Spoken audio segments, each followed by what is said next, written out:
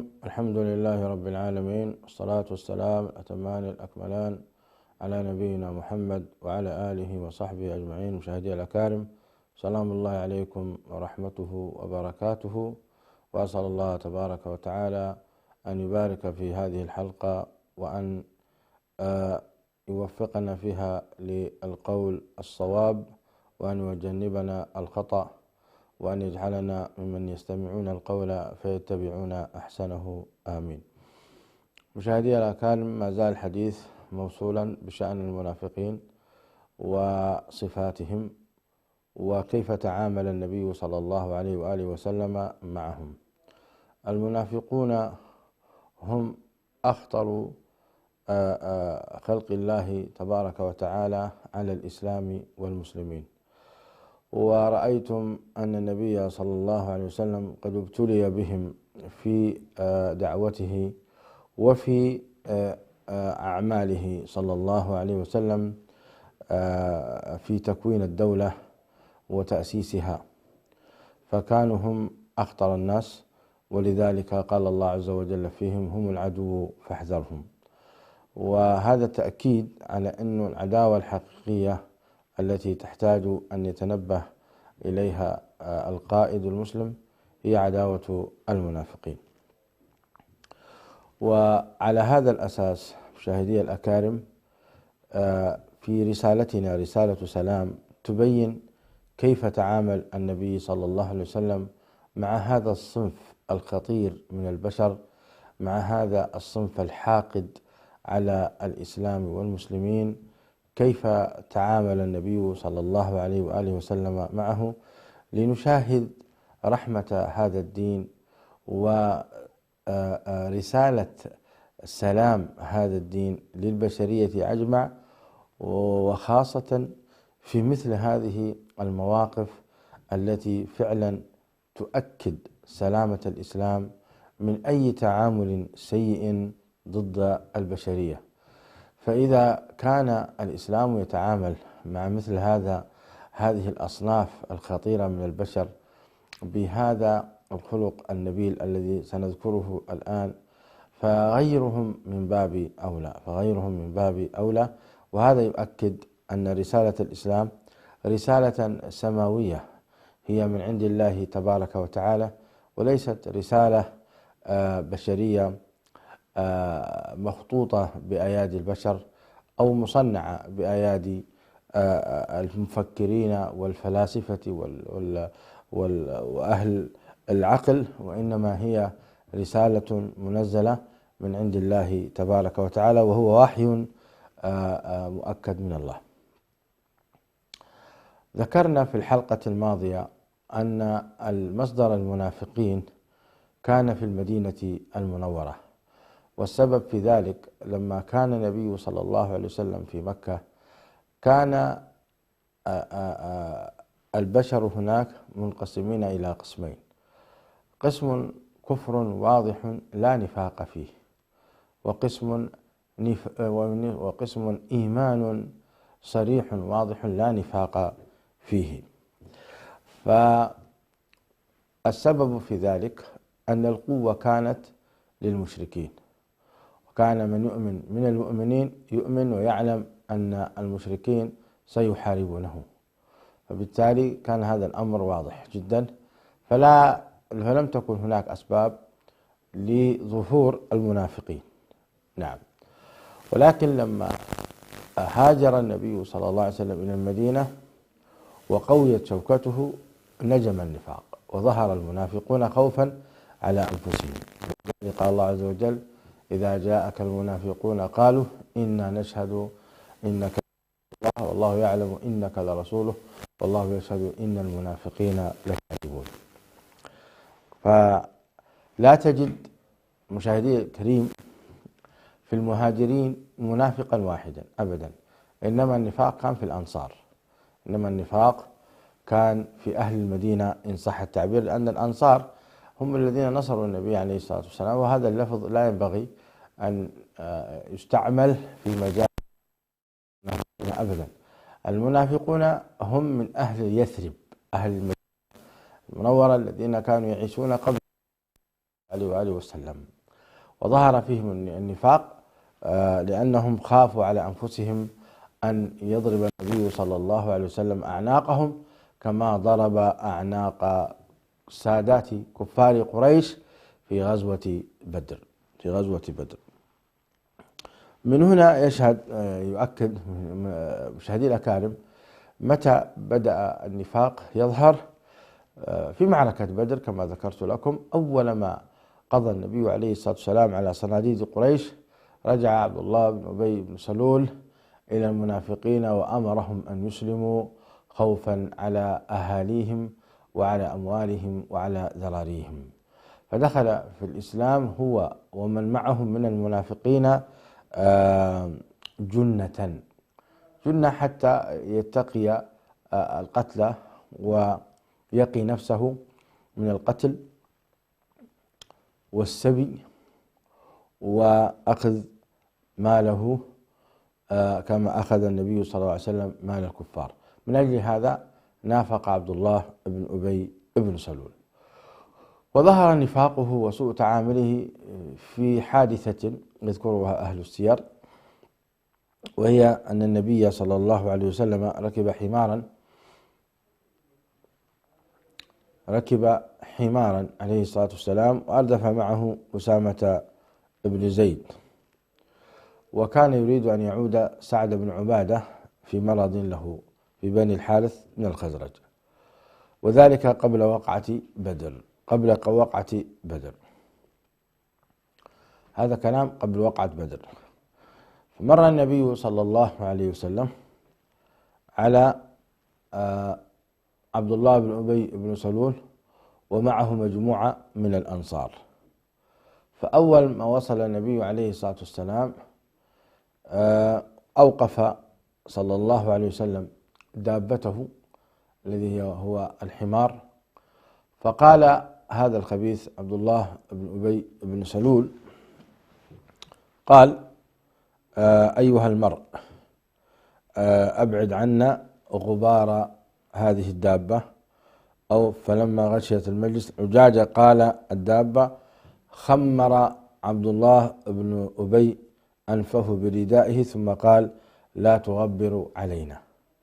يعني فلما غشيت المجلس الدابة يعني جاء غبار بسبب قدم الدابة التي عليها النبي صلى الله عليه وآله وسلم، فخرج منه غبار بسبب السير، فوضع هذا الخبيث رداءه على أنفه وقال: لا تغبروا علينا.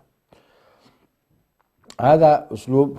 وأسلوب آخر قال فيه عبد الله بن أبي بن سلول المنافق على النبي عليه السلام: أيها المرء، هكذا ينادي النبي صلى الله عليه وسلم. طبعا النبي عليه الصلاة والسلام نزل فسلم عليهم ثم وقف وقرأ عليهم القرآن الكريم، يعني سلم عليهم صلى الله عليه وسلم ثم وقف فنزل فدعا إلى الله وقرأ عليهم القرآن. فقال عبد الله بن أبي بن سلول، هذا كلام قبل وقعة بدر: أيها المرء، لا أحسن من هذا، إن كان ما تقول حقا فلا تؤذنا في مجالسنا، وارجع إلى رحلك، فمن جاءك منا فاقصص عليه.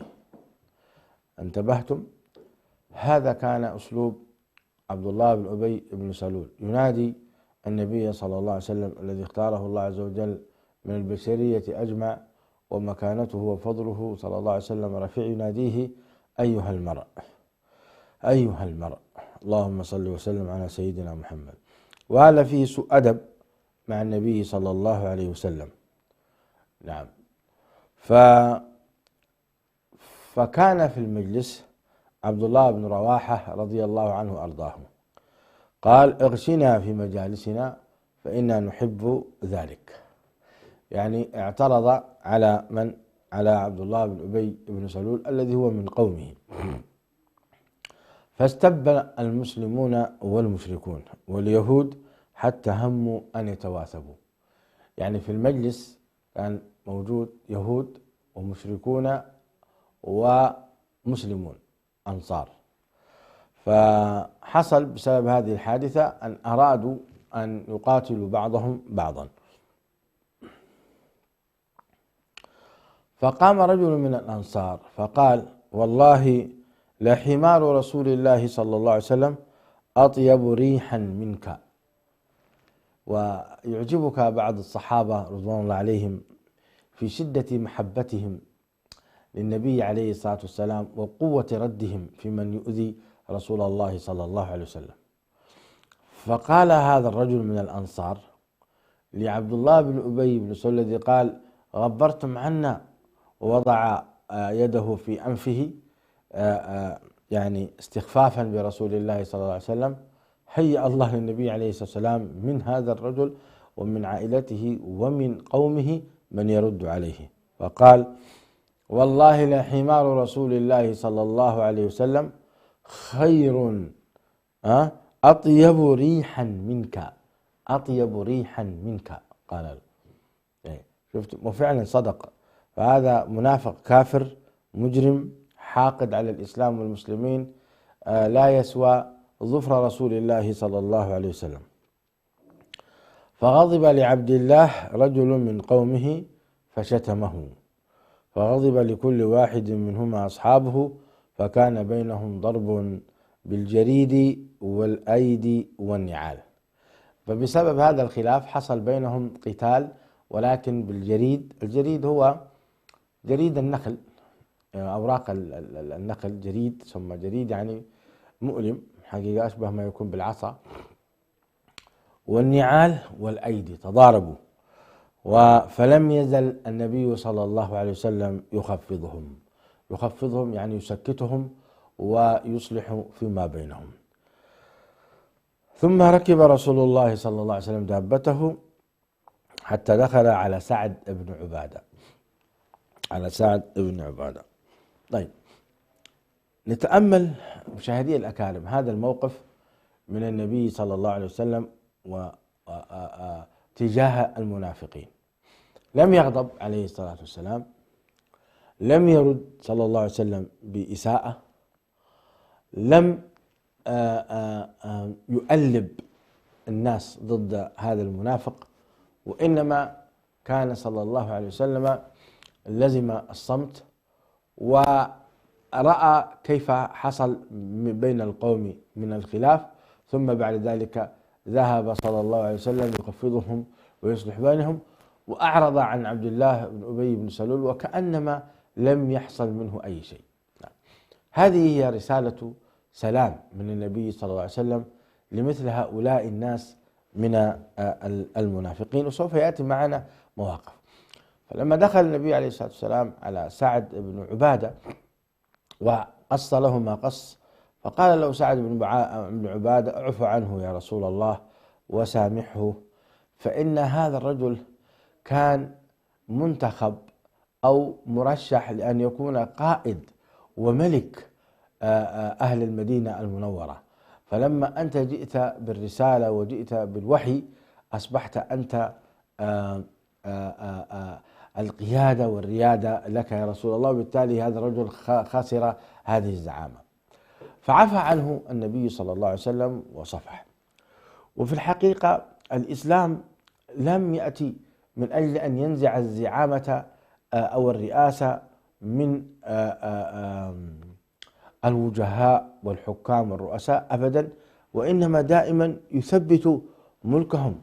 إذا كان ملكهم ورئاستهم وشرفهم بحق فإن الإسلام يثبته لا ينزعه أبدا، وإذا كان بباطل فإن الإسلام ينزعه ويجعلهم في المكان الذي يستحقونه. فهل خسر أبو سفيان زعامته وقيادته لما كان بعد أن آمن برسول الله صلى الله عليه وسلم؟ لا، النبي عليه الصلاة والسلام حفظ له مكانته وقال: من دخل دار أبي سفيان فهو آمن. والله سبحانه وتعالى أيضا حفظ لهذا الرجل أن جعل في ذريته الملك العظيم، الدولة الأموية، يعني حوالي 150 سنة حكمت لهذا الرجل. فمن ترك شيئا لله عوضه الله خيرا منه. فمعاوية بن أبي سفيان هو ابن لأبي سفيان، فهم أصبحوا قادة وملاك، لم ينزع الله عز وجل منهم هذا الملك، لأنهم أصلا تنازلوا وأسلموا وخضعوا لله سبحانه وتعالى. فمن ترك شيئا لله عوضه الله خيرا منه. فأي حاكم أو أي رئيس يترك رئاسته وملكه ويخضع لله سبحانه وتعالى فإن الله لا يضع. الله عز وجل مالك الملك، هو الذي يعطي الملك وهو الذي ينزع الملك. وهل نزعت السيادة من سعد بن عبادة أو معاذ بن جبل؟ هل نزعت السيادة؟ لم تنزع السيادة، وهؤلاء كلهم وسيد بن خضير وغيرهم سادات الأنصار، فكانت لهم السيادة، وكان النبي عليه الصلاة والسلام يستشيرهم، وكان مكانتهم عظيمة. لكن والعياذ بالله النفاق يعمي البصر، وحب الدنيا يعمي البصر، وحب الحياة يعمي البصر عن الحق. لكن شوف هؤلاء الصحابة الذين من الله عليهم بهذا الإيمان كانت هذا موقفهم. إذن كان النبي صلى الله عليه وسلم معاشر المشاهدين يتعامل مع الصحابة مع المنافقين بهذا الخلق الكبير. نعم.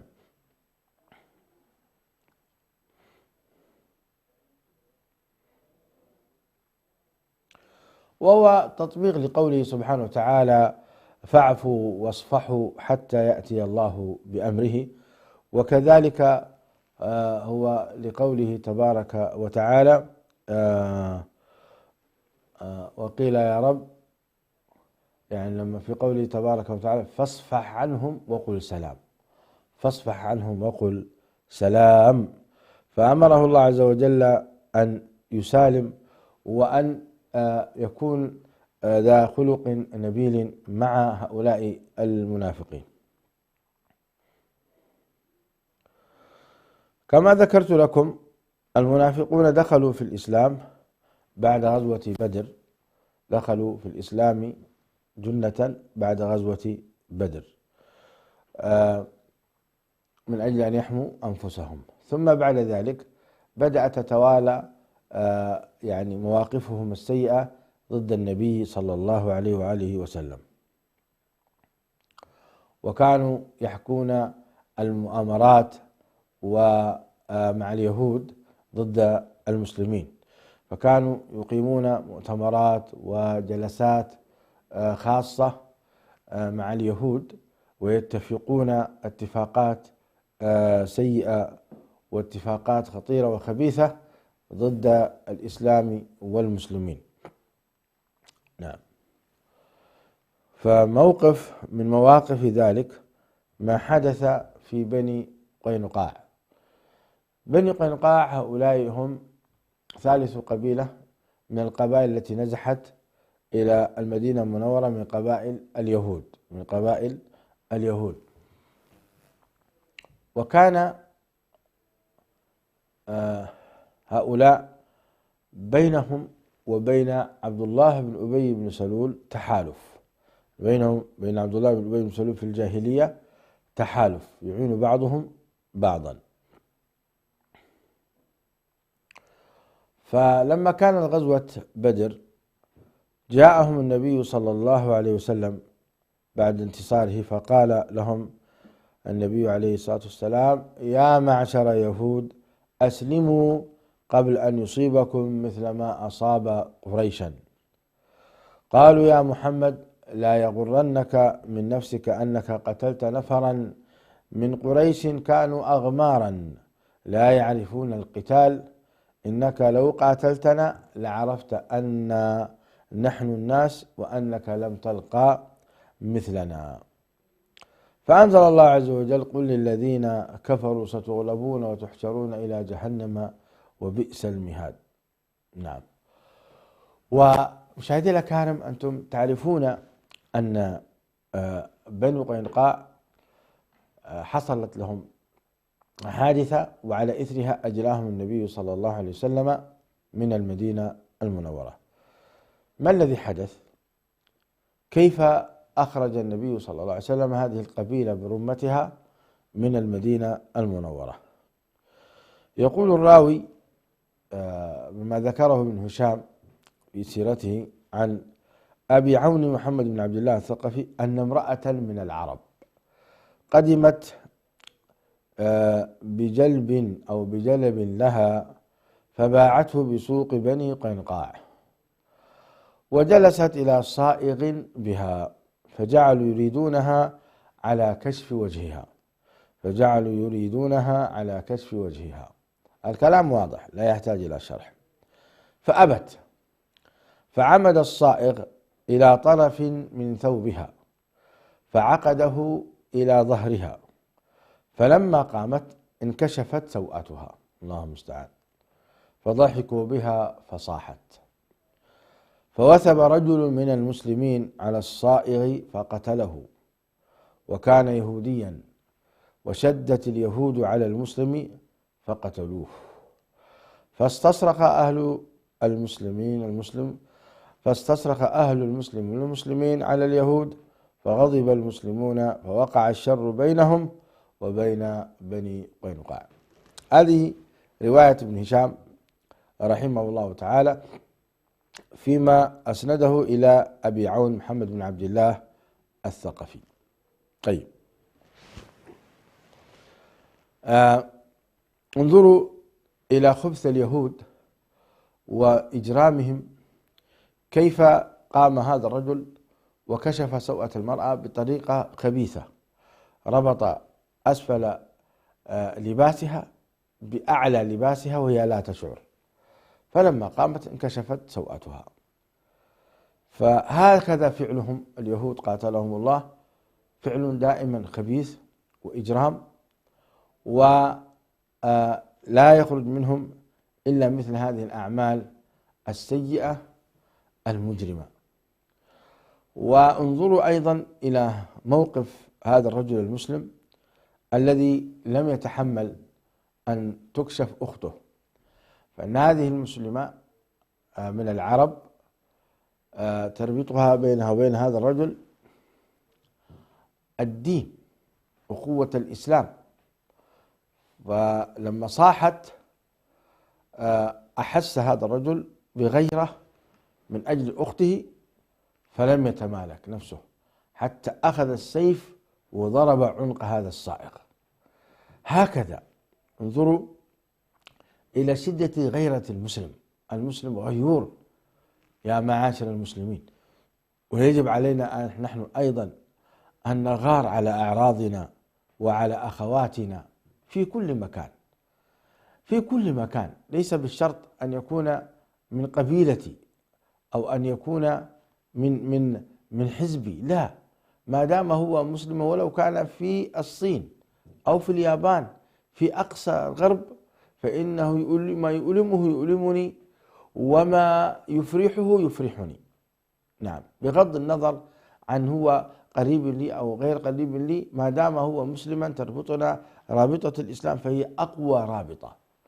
فهذا الرجل انظروا كيف ضحى بنفسه، فلما ضرب عنق اليهودي وقتله فورا، قام اليهود وقتلوا هذا الرجل. فمن أجل هذه المرأة رضي الله تعالى عنه وأرضاه قضى نحبه واستشهد، قتله يهود.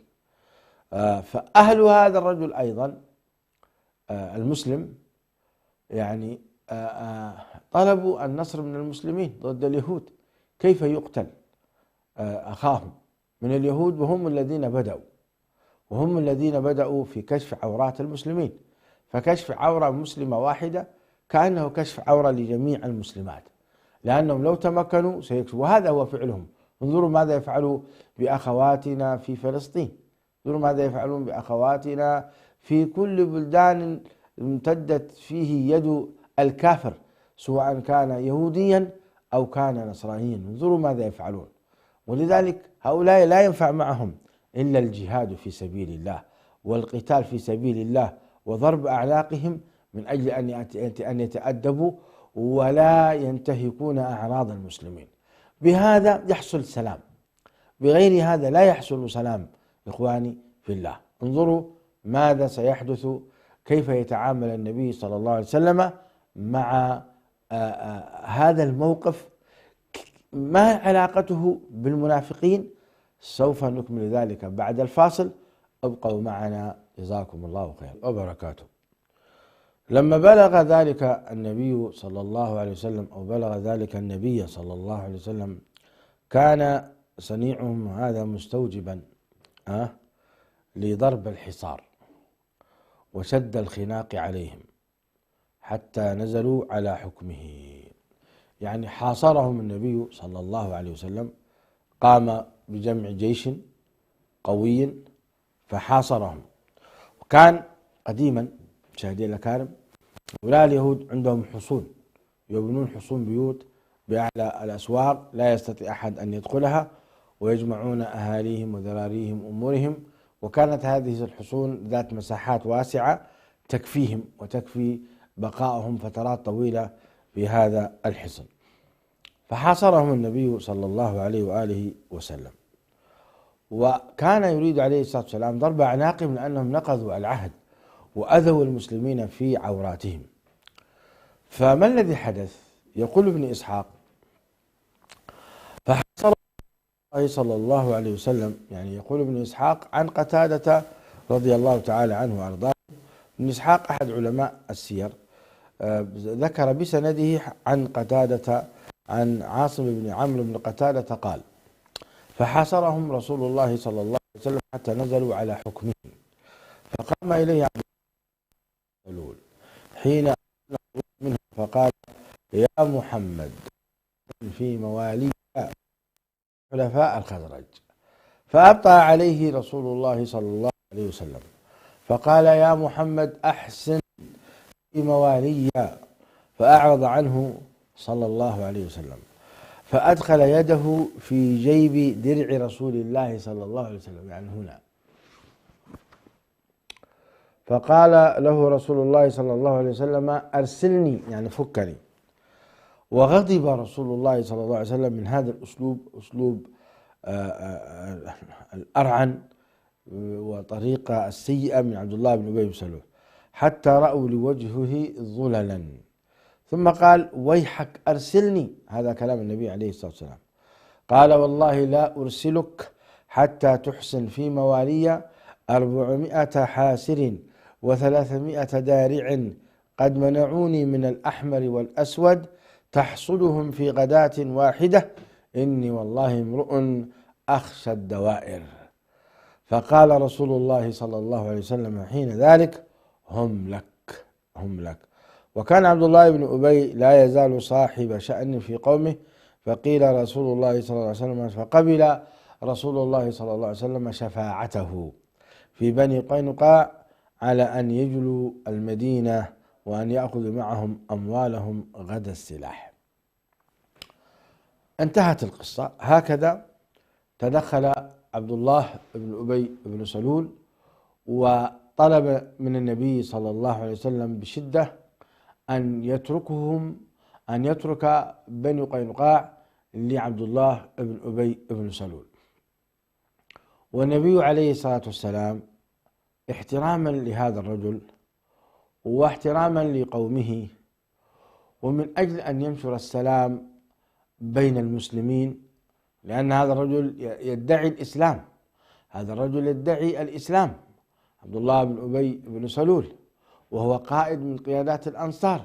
انظروا كيف تعامل النبي عليه الصلاة والسلام معه، فلوجهته ولمكانته ولأيضا سلامة قلوب أتباعه ترك النبي عليه الصلاة والسلام بني قينقاع ولم يضرب أعناقهم مع استحقاقهم لذلك، مع استحقاقهم لأنهم نقضوا العهد وكشفوا عورات المسلمين، كشفوا عورات المسلمين. هي امرأة واحدة ولكنهم كأنهم كشفوا عورة جميع نساء المسلمين.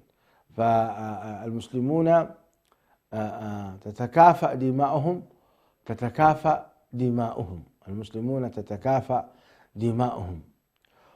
نعم، انظروا كيف تعامل النبي عليه الصلاة والسلام، وترك هؤلاء حتى خرجوا من المدينة المنورة وتركوا أسلحتهم، فنجوا من القتل بسبب موافقة النبي عليه الصلاة والسلام لعبد الله بن أبي بن سلول. إذن هنا من هذه القصة نأخذ احترام النبي صلى الله عليه وسلم للقيادات، بغض النظر عن كفر هذا الرجل في قلبه، فإن كفره لا يعلمه إلا الله تبارك وتعالى، ولكن الظاهر منه الإسلام. بالتالي تعامل النبي صلى الله عليه وآله وسلم معه بكل احترام وتقدير، وقبل منه عليه الصلاة والسلام هذا الطلب.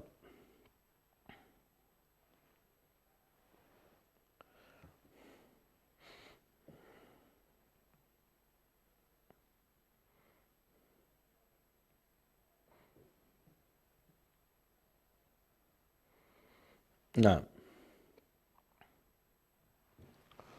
وموقف آخر من المواقف العجيبة للنبي عليه الصلاة والسلام تجاه هؤلاء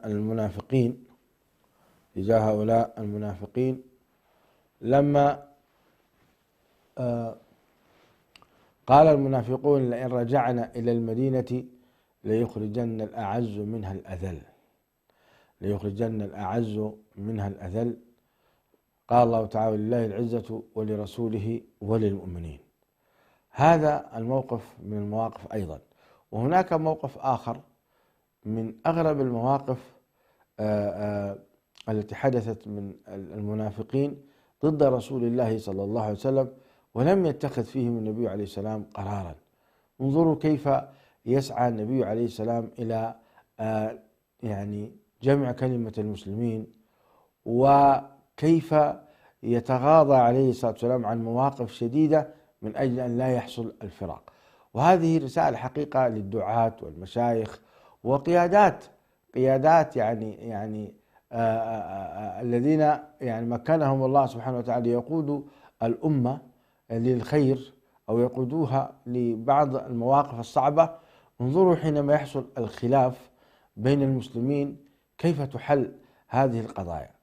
خرج النبي صلى الله عليه وسلم لمقاتلة كفار قريش في غزوة أحد، وكان عدد المشركين 3000 مقاتل، وعدد المسلمين في بداية الأمر 1000 مقاتل. واستشار النبي صلى الله عليه وسلم أصحابه طبعا في بداية الأمر أن لا يخرج من المدينة، وأن يبقى في داخل المدينة المنورة في داخل الحصون. ولكن شباب الصحابة والذين لم يشهدوا بدرا أصروا على النبي صلى الله عليه وسلم الخروج إلى منطقة جبل أحد لقتال المشركين. وكان رأي عبد الله بن أبي بن سلول ألا يخرج إليهم وأن يبقى في مدينة. رأيه كان من رأي رسول الله صلى الله عليه وآله وسلم. بعد المشاورة النبي عليه الصلاة والسلام نزل عن أمره إلى رأي الصحابة، فخرج بالجيش باتجاه جبل أحد شمال المدينة المنورة. وكان عددهم 1000 رجل، وتوجهوا وهم يمشون. لما اقتربوا من المكان رجع عبد الله بن أبي بن سلول بثلث الجيش. انظروا إلى هذا الموقف العجيب. النبي عليه الصلاة والسلام يخرج من أجل قتال كفار قريش، يعني معركة صعبة، وهناك عدد 3000 مقاتل، والنبي عليه السلام 1000، يعني هو الثلث مقابل 3 أثلاث، يعني مقابل 3 أثلاث أو مقابل ثلثين. يعني النبي عليه الصلاة والسلام عدده 1000 وهم 3000، فالمعركة صعبة. في هذه الأجواء رجع عبد الله بن أبي بن سلول بثلث الجيش المنافق، هو ومن تبعه من المنافقين، نسأل الله العافية والسلامة. مثل هذا الموقف يخذل رسول الله صلى الله عليه وسلم. أي ذنب أعظم من هذا؟ أي إجرام أعظم من هذا؟ وهذا حتى في القوانين العسكرية، حينما يكون لواء من الألوية يرجع بالجيش، ماذا يكون عقوبته؟ يعني عسكريا ماذا تكون عقوبته يا جماعة؟ يعني الآن كلام هذا موجه للضباط والقيادات والألوية العسكرية، حينما لواء من الألوية يرجع عن معركة من المعارك ويقول أنتم ما أخذتم رأيي وأنا ماذا يكون وضعه؟ أتوقع أن ستتوجه الدبابات والصواريخ إلى هذا اللواء ومن معه من العسكر ويدكوهم دكا حتى لا يبقى منهم أحد. هذا إن فعلوا فهو خير يعتبر، إذا لم يتم اعتقالهم وتعذيبهم وتنزيل الويلات عليهم، نسأل الله العافية والسلامة. لكن كان موقف النبي عليه الصلاة والسلام حينما رجع عبد الله بن أبي بن سلول بالجيش، مضى رسول الله صلى الله عليه وسلم في طريقه ولم يلتفت إلى هؤلاء المنافقين ولم يأبه بهم ولم يأمر بقتالهم أبدا. ذهب النبي عليه السلام إلى المعركة وانتهى منها وحصل ما حصل، ثم رجع صلى الله عليه وسلم إلى المدينة المنورة، وبعد ذلك حدثت معركة حمراء الأسد، ثم رجع النبي عليه الصلاة والسلام إلى المدينة المنورة ولم يفعل مع المنافقين، لم يتخذ معهم أي قرار، تركهم على نيتهم وتركهم على تصرفهم ولم ينزل عليهم العقوبة صلى الله عليه وآله وسلم حتى لا يحصل خلاف بين المسلمين وحتى لا يحصل قتال بين المسلمين. تركهم النبي عليه الصلاة والسلام. انظروا، هذا هو تعامل النبي صلى الله عليه وسلم مع المنافقين، رغم أن هذه جريمة كبيرة وأدت إلى هزيمة النبي عليه الصلاة والسلام. ربما لو قاتل هؤلاء المنافقون مع رسول الله صلى الله عليه وسلم كان ربما تختلف المعارك، لكن ليسوا هم طبعا، يعني خذلانهم لم يكن هو السبب في هزيمة النبي صلى الله عليه وسلم، ولكن يعني هذا التصرف الحقيقة يؤدي إلى خسائر كبيرة جدا، من هبوط معنويات المجاهدين المقاتلين، من قلة العتاد وقلة القوة إلى آخر ذلك، فهو خطأ عسكري فادح كبير، عقوبته ضرب الأعناق. ولكن النبي عليه الصلاة والسلام لا يريد أن يضرب أعناق المنافقين حتى لا يقال إن محمدا يقتل أصحابه، فتركهم صلى الله عليه وآله وسلم. بالله عليكم احكموا إذن على هذا الدين العظيم وعلى هذه الرسالة، أليست هذه رسالة سلام؟ عاد النبي عليه الصلاة والسلام المدينة ولم يحصل هناك شرخ ولم يحصل هناك اختلاف بين المسلمين، ولم يحصل هناك أيضا انشقاق بين طائفتين، طائفة عبد الله بن أبي بن سلول وطائفة النبي عليه السلام والصحابة. ما حصل هذا. ترك النبي عليه السلام عبد الله بن أبي رغم يعني عظم هذه الجريمة. كما قلت لكم، موقف الحقيقة يحتاج منا إلى تأمل كبير. حينما يحصل الخلاف بين العلماء ويحصل الخلاف بين القيادات، يؤدي هذا الأمر إلى ربما إلى يعني تتفاقم الأمور ويتفاقم الخلاف حتى يحصل الفراق والعياذ بالله، ويحصل الاختلاف والنزاع. والله عز وجل أوصانا ألا نختلف، قال ولا تنازعوا فتفشلوا وتذهب ريحكم. فالخلاف في وجهات النظر مقبول، لكن يؤدي إلى الفرقة والانشقاق لا. والله سبحانه وتعالى يقول ومن يشاقق الرسول من بعد ما تبين له الهدى ويتبع غير سبيل المؤمنين نوله ما تولى ونصله جهنم وساءت مصيره. لا تختلف عن إخوانك، لا تخرج عن رأي الجماعة أبدا. ربما من نصحك ومن أمانتك أن تؤدي النصح وتؤدي كلمة الحق، لكن لا تختلف عن إخوانك وتنشق عنهم وتصبح أنت منشق أبدا، ما داموا هم على الإسلام وعلى الإيمان وعلى العمل بالكتاب والسنة. كن معهم. وبعض الأخطاء التي تحصل من بعضهم ومن بعض القيادات حاول أنك تغض الطرف عنها وأن تؤدي النصح ويبقى كلمة المسلمين واحدة.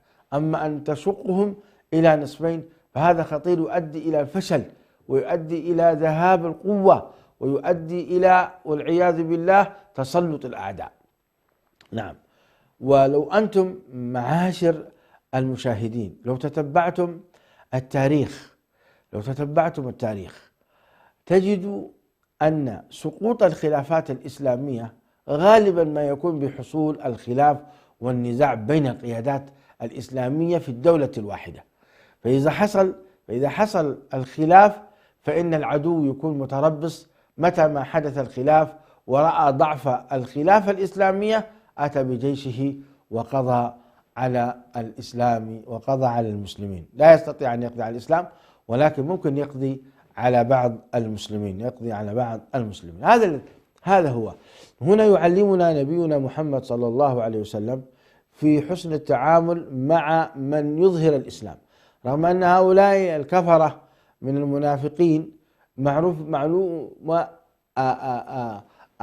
معلومة عنهم النفاق، ومع ذلك لم يقاتلهم النبي عليه الصلاة والسلام، صلى الله عليه وآله وسلم.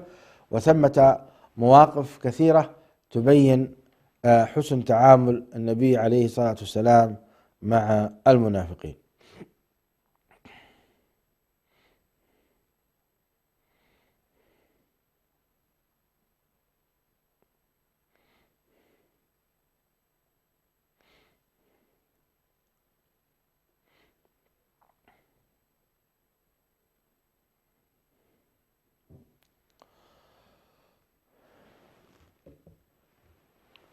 المواقف من النبي عليه الصلاة والسلام تجاه هؤلاء المنافقين كثيرة، هذا بعضا منها.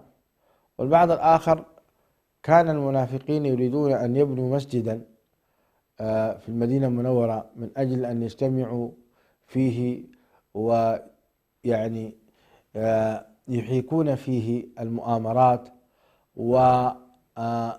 ويدبرون فيه الخطط ضد النبي صلى الله عليه وسلم مع اليهود. فأعلم الله سبحانه وتعالى، فعلم الله ما في قلوبهم، فأعلم نبيه صلى الله عليه وسلم أن لا يصلي في هذا المسجد أبدا وأنه مسجد ضرار. فجاء النبي عليه الصلاة والسلام وهدم المسجد وأحرقه فقط، ولم يتخذ أي أمر آخر ضد المنافقين. هذا أيضا موقف من المواقف. وإنما النبي عليه الصلاة والسلام اكتفى بحرق هذا المسجد لأنه كان مسجد ضرار يضر بالمسلمين وينشر الكفر ويقوم بأعمال سيئة ضد الصحابة وضد النبي صلى الله عليه وآله وسلم. أين رسالة السلام هنا؟ رسالة السلام أن الذين كانوا يريدون أن يبنوا هذا المسجد ليحيكوا المؤامرات ومن أجل أن يسجلوا والعياذ بالله يعني الخطط ضد النبي صلى الله عليه وسلم، ويكون هذا مكان اجتماعهم مع اليهود ومع كل من يوافقهم. كان هذا كله كفرا وإرصادا كما سماه الله تبارك وتعالى ضد النبي عليه الصلاة والسلام. لم يتخذ صلى الله عليه وسلم ضدهم أي قرار من ضرب الأعناق أو السجن أو أي عقوبة، إنما اكتفى عليه الصلاة والسلام بحرق المسجد والنهي عن بناء مثل هذه المساجد التي تكون تفرقة للمؤمنين وإرصادا لمن حارب الله ورسوله. وهكذا مشاهدي الأكارم تتوالى المواقف والقصص من النبي صلى الله عليه وسلم ضد هؤلاء المنافقين. ومن أعظم ما حصل من المنافقين وبالذات من هذا الخبيث عبد الله بن أبي بن سلول في كونه اتهم يعني عائشة زوج النبي صلى الله عليه وسلم بالفاحشة الكبرى، اتهمها تهمة باطلة كذبه القرآن الكريم. وأنتم تعرفون قصة الإفك والذين جاءوا بالإفك عصبة منكم لا تحسبوه شرا لكم بل هو خير لكم لكل امرئ منهم ما اكتسب من الإثم والذي تولى كبره منهم له عذاب أليم، وهو عبد الله بن أبي بن سلول كما صح ذلك في التفاسير. القصة مشهورة.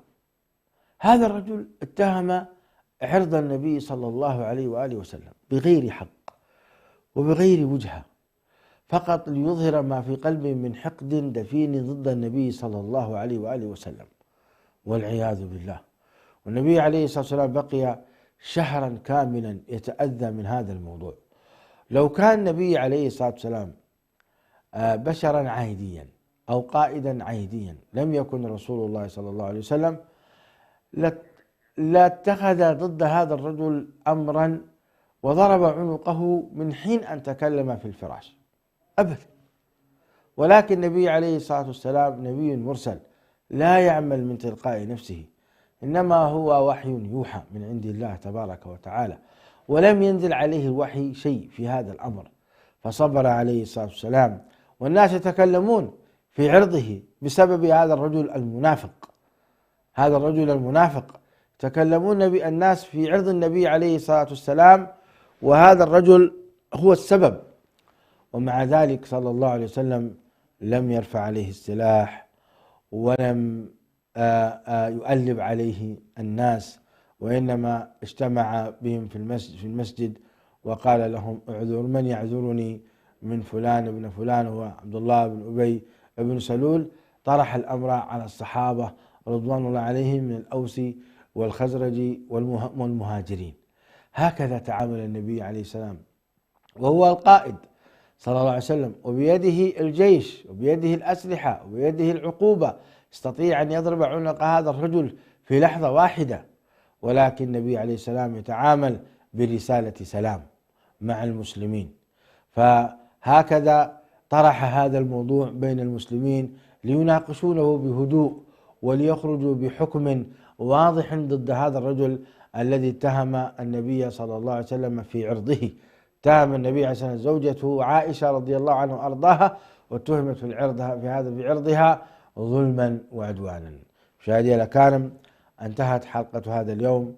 أسأل الله تعالى أن ينفعنا بما قلنا، وأن يعلمنا ما ينفعنا، وأن يدخلنا نحن إياكم الجنة دار السلام. أسأل الله تبارك وتعالى أن يوفقنا وإياكم لكل خير. أستودعكم الله الذي لا تضيع ودائعه حتى ألقاكم في الأسبوع القادم إن شاء الله. السلام عليكم ورحمة الله وبركاته.